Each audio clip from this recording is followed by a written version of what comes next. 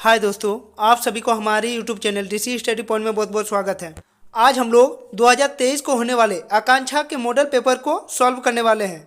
आज के हमारे इस वीडियो में फिजिक्स के 40 क्वेश्चनों को देखने वाले हैं। तो दोस्तों, यदि आप लोग हमारे इस चैनल में नए हैं तो हमारे इस चैनल को सब्सक्राइब कर ले और बेल आइकन को दबा ले। और हाँ, आज के हमारे इस वीडियो को अपने दोस्तों के साथ ज़्यादा से ज़्यादा शेयर करें। तो चलिए दोस्तों, एक एक करके उन सभी क्वेश्चनों को देखते हैं और उसे हल करने का प्रयास करते हैं।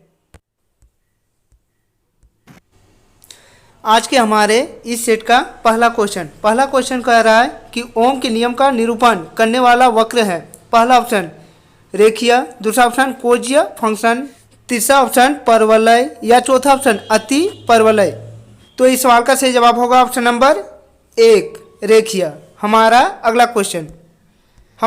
अगला क्वेश्चन कह रहा है कि एक बंद परिपथ में वोल्टता तथा विद्युत धारा का अनुपात, पहला ऑप्शन है घटता है, दूसरा ऑप्शन बढ़ता है, तीसरा ऑप्शन स्थिर रहता है या चौथा ऑप्शन परिवर्तित होता है। तो एक बंद परिपथ में वोल्टता तथा विद्युत धारा का अनुपात स्थिर रहता है, इसलिए इसका सही जवाब होगा ऑप्शन नंबर 3 स्थिर रहता है। हमारा अगला क्वेश्चन नंबर 3 कह रहा है कि निम्नलिखित में से कौन एक ऊर्जा का स्रोत का प्रकार नहीं है। पहला ऑप्शन जनित्र, दूसरा ऑप्शन सौर कोशिका यानी सोलर, तीसरा ऑप्शन रियोस्टेट या चौथा ऑप्शन बैटरी। तो इनमें से जो ऊर्जा का स्रोत का प्रकार नहीं है वह है ऑप्शन नंबर 3 रियोस्टेट।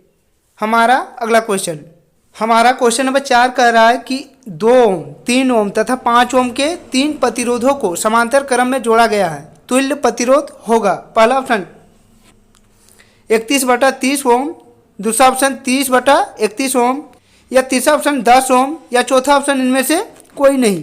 तो जब हम 2 ओम, 3 ओम तथा 5 ओम को समांतर क्रम में जोड़ते हैं तो उसका तुल्य प्रतिरोध 31/30 ओम होगा, इसीलिए इसका सही जवाब होगा ऑप्शन नंबर 1 31/30 ओम। हमारा अगला क्वेश्चन नंबर 5 कह रहा है कि शक्ति का एसआई मात्रक क्या है। पहला ऑप्शन जूल, दूसरा ऑप्शन एम्पियर, तीसरा ऑप्शन वाट या चौथा ऑप्शन ओम। तो शक्ति का एसआई मात्रक वाट होता है, इसलिए इसका सही जवाब होगा ऑप्शन नंबर 3 वाट। हमारा अगला क्वेश्चन कह रहा है कि विद्युत आवेश के प्रवाह की दर को कहते हैं। पहला ऑप्शन विद्युत विभवांतर, दूसरा ऑप्शन विद्युत प्रतिरोध, तीसरा ऑप्शन विद्युत धारा या चौथा ऑप्शन इनमें से कोई नहीं। तो विद्युत आवेश के प्रवाह की दर को हम लोग विद्युत धारा कहते हैं, इसीलिए इसका सही जवाब होगा ऑप्शन नंबर 3 विद्युत धारा। हमारा अगला क्वेश्चन नंबर 7 कह रहा है कि एक चालक तार का प्रतिरोध विद्युत कर्मानुपाती होती है। पहला ऑप्शन इसकी लंबाई का, दूसरा ऑप्शन इसकी अनुप्रस्थ क्षेत्र के क्षेत्रफल का, तीसरा ऑप्शन ताप क्रम का या चौथा ऑप्शन इनमें से कोई नहीं। तो एक चालक तार का प्रतिरोध विद्युत कर्मानुपाती होती है अनुप्रस्थ क्षेत्र के क्षेत्रफल से, इसलिए इसका सही जवाब होगा ऑप्शन नंबर 2 अनुप्रस्थ क्षेत्र के क्षेत्रफल का। हमारा अगला क्वेश्चन नंबर 8 कह रहा है कि अवतल दर्पण में प्रतिबिंब का आकार निर्भर करता है। पहला ऑप्शन वस्तु के साइज पर, दूसरा ऑप्शन वस्तु की स्थिति पर, तीसरा ऑप्शन वस्तु के आकार पर या चौथा ऑप्शन वस्तु द्वारा घेरे गए क्षेत्रफल पर। तो अवतल दर्पण में प्रतिबिंब का आकार निर्भर करती है वस्तु की स्थिति पर, इसीलिए इसका सही जवाब होगा ऑप्शन नंबर 2 वस्तु की स्थिति पर। हमारा अगला क्वेश्चन नंबर 9 कह रहा है कि आवर्धक कांचों की शक्ति दिया जाता है। पहला ऑप्शन है F+D द्वारा, दूसरा ऑप्शन है 1+D/F द्वारा, तीसरा ऑप्शन है D-F द्वारा या चौथा ऑप्शन है 1+FD द्वारा। तो आवर्धक कांचों की शक्ति 1+D/F द्वारा दी जाती है, इसीलिए इसका सही जवाब होगा ऑप्शन नंबर 2 1+D/F द्वारा। हमारा अगला क्वेश्चन कह रहा है कि मानव नेत्र में प्रतिबिंब तैयार होता है। पहला ऑप्शन रेटिना के पीछे, दूसरा ऑप्शन रेटिना के सम्मुख, तीसरा ऑप्शन रेटिना पर या चौथा ऑप्शन लेंस तथा रेटिना के बीच। तो मानव नेत्र में प्रतिबिंब रेटिना पर तैयार होती है, इसीलिए इसका सही जवाब होगा ऑप्शन नंबर 3 रेटिना पर। हमारा अगला क्वेश्चन नंबर 11 कह रहा है कि अभिसारी लेंस के लिए फोकस दूरी होती है। अभिसारी लेंस को हम लोग अवतल लेंस के नाम से भी जानते हैं।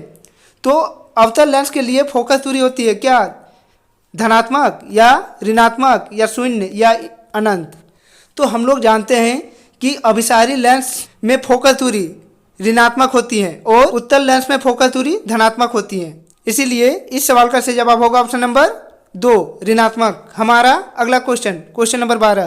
क्वेश्चन नंबर 12 कह रहा है कि खुदरे सतहों पर परावर्तन कहलाता है।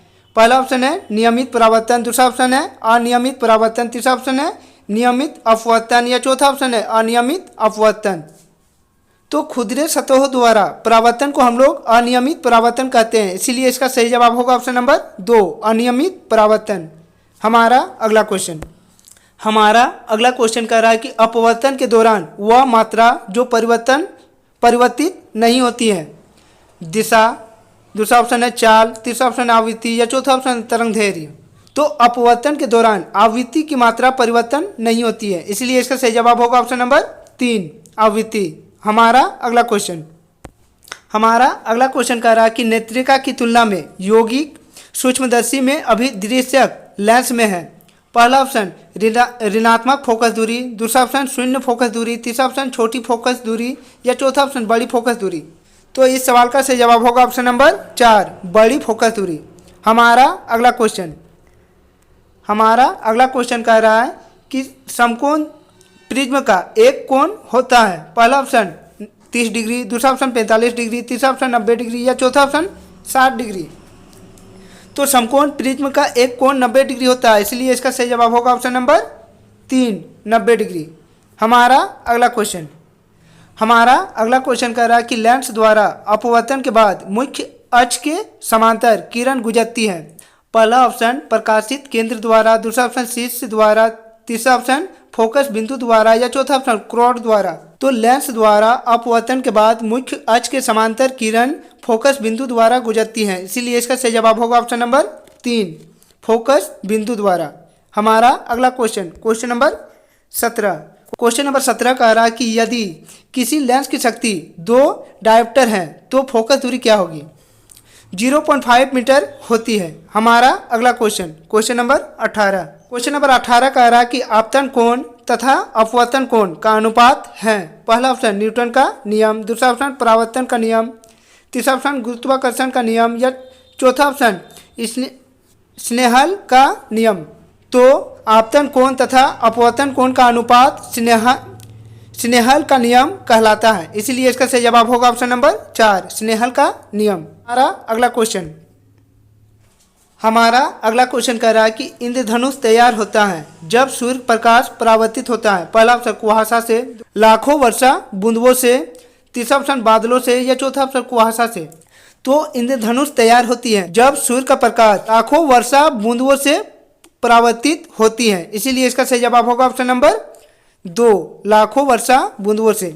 हमारा नेक्स्ट क्वेश्चन नंबर 20 कह रहा है कि अपवर्तनांक की SI इकाई है। पहला ऑप्शन मीटर, दूसरा ऑप्शन मीटर प्रति सेकेंड, तीसरा ऑप्शन सेकेंड या चौथा ऑप्शन कोई इकाई नहीं।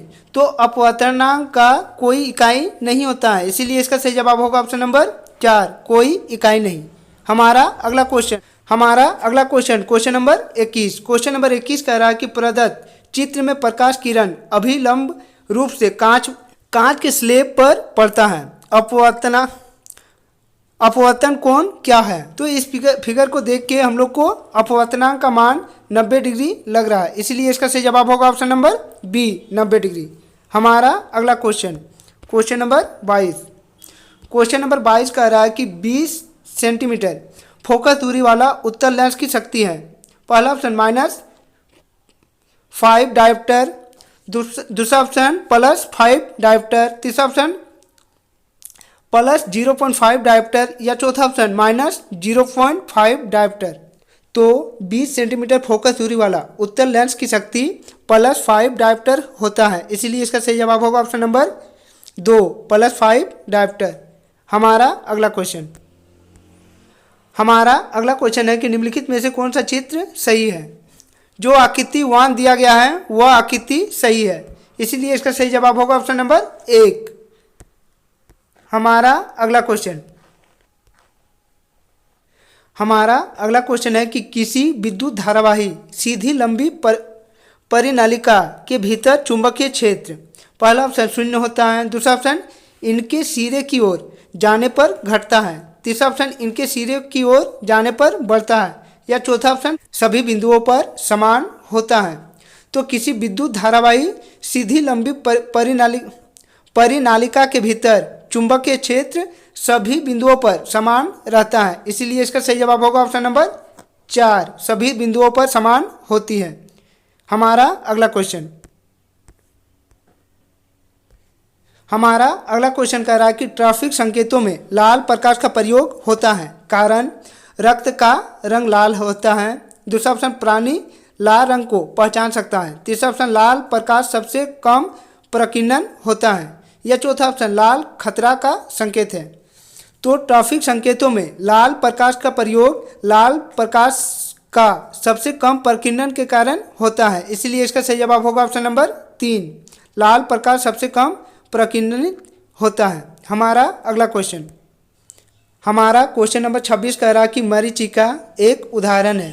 पहला ऑप्शन है केवल प्रकाश के अपवर्तन का, दूसरा ऑप्शन है प्रकाश के कुल आंतरिक परावर्तन का, या तीसरा ऑप्शन है प्रकाश के अपवर्तन तथा कुल आंतरिक परावर्तन का, या चौथा ऑप्शन है केवल प्रकाश के प्रकीर्णन का। तो मरीचिका प्रकाश के अपवर्तन तथा कुल आंतरिक परावर्तन का उदाहरण है, इसीलिए इसका सही जवाब होगा ऑप्शन नंबर 3। हमारा अगला क्वेश्चन नंबर 27 कह रहा है कि आकाश में तारे टिमटिमाते हुए दिखाई पड़ते हैं, जिसका कारण है पहला ऑप्शन वायुमंडल द्वारा प्रकाश का प्रकीर्णन, दूसरा ऑप्शन वायुमंडल द्वारा प्रकाश का परावर्तन, तीसरा ऑप्शन वायुमंडल द्वारा प्रकाश का अपवर्तन, या चौथा ऑप्शन वायुमंडल द्वारा प्रकाश का विवर्तन। तो आकाश में हमें तारे टिमटिमाते हुए दिखाई पड़ते हैं, जिसका प्रमुख कारण कि वायुमंडल द्वारा प्रकाश का अपवर्तन है, इसीलिए इसका सही जवाब होगा ऑप्शन नंबर 3, वायुमंडल द्वारा प्रकाश का अपवर्तन। हमारा नेक्स्ट क्वेश्चन नंबर 28 कह रहा है कि अवतल दर्पण पर बना प्रतिबिंब आभासी सीधा तथा वस्तु से बड़ा आकार का दिखाई पड़ता है। वस्तु की स्थिति कहाँ होनी चाहिए? पहला ऑप्शन मुख्य फोकस तथा वक्रता त्रिज्या के बीच, दूसरा ऑप्शन वक्रता त्रिज्या पर, तीसरा ऑप्शन वक्रता त्रिज्या के पीछे, या चौथा ऑप्शन दर्पण का ध्रुव तथा मुख्य फोकस के बीच।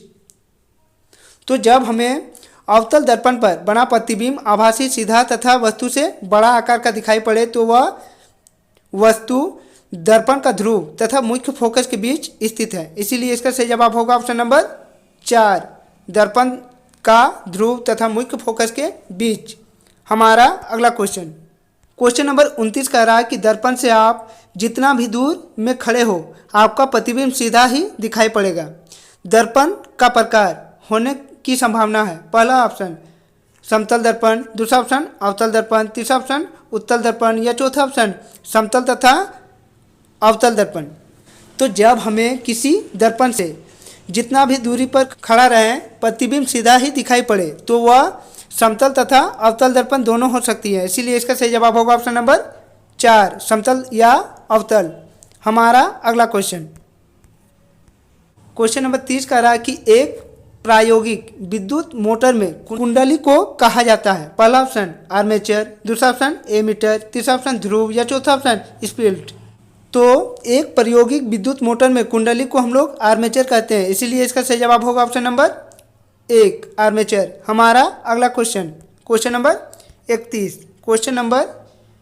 31 कह रहा है कि प्रोटॉन के मुख्य गुणों में से कौन सा परिवर्तन हो सकता है जब चुंबकीय क्षेत्र में स्वतंत्र रूप से चलता रहेगा? पहला ऑप्शन द्रव्यमान, दूसरा ऑप्शन चाल, तीसरा ऑप्शन संवेग, या चौथा ऑप्शन इनमें से कोई नहीं। क्वेश्चन नंबर 32 कह रहा है कि विद्युत चुंबकीय प्रेरण की परिघटना है। पहला ऑप्शन किसी वस्तु को आवेशित करने की प्रक्रिया, दूसरा ऑप्शन किसी कुंडली के आर पार विद्युत प्रवाहित होने के फलस्वरूप चुंबकीय क्षेत्र के उत्पन्न की प्रक्रिया, तीसरा ऑप्शन चुंबक तथा कुंडली के बीच में आवेशित गति के लिए कुंडली में प्रेरित विद्युत का उत्पादन, या चौथा ऑप्शन किसी विद्युत मोटर में कुंडली के घूर्णन की प्रक्रिया। इसीलिए इस सवाल का सही जवाब होगा ऑप्शन नंबर 3। हमारा अगला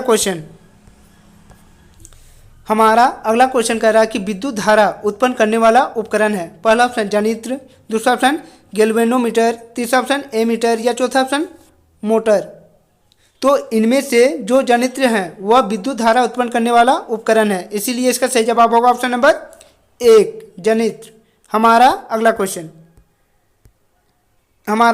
क्वेश्चन क्वेश्चन नंबर 34 कह रहा है कि लघु पतन के समय परिपथ में धारा, पहला ऑप्शन है वास्तविक रूप से घटती है, दूसरा ऑप्शन कोई परिवर्तन नहीं होता है, तीसरा ऑप्शन भारी रूप में बढ़ती है या चौथा ऑप्शन सतत रूप में परिवर्तित होती है। तो लघु पतन के समय परिपथ में विद्युत धारा भारी रूप से बढ़ती है, इसीलिए इसका सही जवाब होगा ऑप्शन नंबर 3 भारी रूप से बढ़ती है। हमारा नेक्स्ट क्वेश्चन नंबर 35 कह रहा है कि मायोपिया बीमारी से ग्रस्त व्यक्ति को सलाह दिया जाता है। पहला ऑप्शन उत्तल लेंस के प्रयोग करने के लिए, दूसरा ऑप्शन अवतल लेंस के प्रयोग करने के लिए, तीसरा ऑप्शन समतुल्य लेंस प्रयोग करने के लिए या चौथा ऑप्शन समावर्तन लेंस प्रयोग करने के लिए। तो जब कोई व्यक्ति मायोपिया बीमारी से ग्रसित होता है तो उसे अवतल लेंस प्रयोग करने के लिए सलाह दी जाती है, इसीलिए इसका सही जवाब होगा ऑप्शन नंबर 2 अवतल लेंस का प्रयोग करने के लिए। हमारा अगला क्वेश्चन नंबर 36 कह रहा है कि 6.2 ओम प्रतिरोध वाले प्रतिरोधक को बहुत ही नग्न प्रतिरोध वाले तार द्वारा 5 वोल्ट की बैटरी से जोड़ा जाता है। प्रतिरोधक में प्रवाहित धारा 0.4 एम्पियर है। बैटरी द्वारा उत्पादित कुल शक्ति होगी, पहला ऑप्शन 2 वाट, दूसरा ऑप्शन 3 वाट, तीसरा ऑप्शन 5 वाट या चौथा ऑप्शन 6 वाट। तो इस सवाल का सही जवाब होगा ऑप्शन नंबर 1 2 वाट। हमारा अगला क्वेश्चन नंबर 37 कह रहा है कि तापक्रम बढ़ाने पर किसी चालक का प्रतिरोध, पहला ऑप्शन है बढ़ता है, दूसरा ऑप्शन घटता है, तीसरा ऑप्शन नियमित रहता है या चौथा ऑप्शन प्रारंभिक रूप से बढ़ता है बाद में घटता है। तो तापक्रम बढ़ाने पर किसी चालक का प्रतिरोध बढ़ता है, इसीलिए इसका सही जवाब होगा ऑप्शन नंबर 1 बढ़ता है। हमारा अगला क्वेश्चन कह रहा है कि छोटे तारों की तुलना में लंबे तार में होता है, पहला ऑप्शन अधिक प्रतिरोध, दूसरा ऑप्शन कोई प्रतिरोध नहीं, तीसरा ऑप्शन कम प्रतिरोध या चौथा ऑप्शन बराबर प्रतिरोध। तो छोटे तारों की तुलना में लंबे तारों में अधिक प्रतिरोध होती है, इसीलिए इसका सही जवाब होगा ऑप्शन नंबर 1 अधिक प्रतिरोध। हमारा अगला क्वेश्चन नंबर 39 कह रहा है कि एसी जनित्रों में उत्पादित धारा है, पहला ऑप्शन प्रत्यावर्ती धारा, दूसरा ऑप्शन स्थिर धारा, तीसरा ऑप्शन ऋणात्मक धारा या चौथा ऑप्शन दृष्ट धारा। तो एसी जनित्रों में प्रत्यावर्ती धारा उत्पन्न होती है, इसलिए इसका सही जवाब होगा ऑप्शन नंबर 1 प्रत्यावर्ती धारा। हमारा अगला क्वेश्चन और हमारे सेट का आखिरी क्वेश्चन, हमारा अगला क्वेश्चन कह रहा है कि भूसंपर्क तार के जरिए बहुत बड़े पैमाने की धारा बहती है, क्योंकि इसका पहला ऑप्शन है बहुत कम प्रतिरोध है, दूसरा ऑप्शन बहुत उच्च प्रतिरोध है, तीसरा ऑप्शन उच्च आवृत्ति है या चौथा ऑप्शन निम्न आवृत्ति है। तो भूसंपर्क तार के जरिए बहुत बड़े पैमाने की धारा बहती है क्योंकि इसका बहुत कम प्रतिरोध है, इसलिए इसका सही जवाब होगा ऑप्शन नंबर 1 बहुत कम प्रतिरोध है। तो दोस्तों यदि आप लोग हमारे इस चैनल में नए हैं तो हमारे इस चैनल को सब्सक्राइब कर ले और बेल आइकन को दबा ले, और हाँ आज के हमारे इस वीडियो को अपने दोस्तों के साथ ज़्यादा से ज़्यादा शेयर करें। तो चलिए दोस्तों और एक नए वीडियो के साथ फिर मिलते हैं, तब तक के लिए बाय।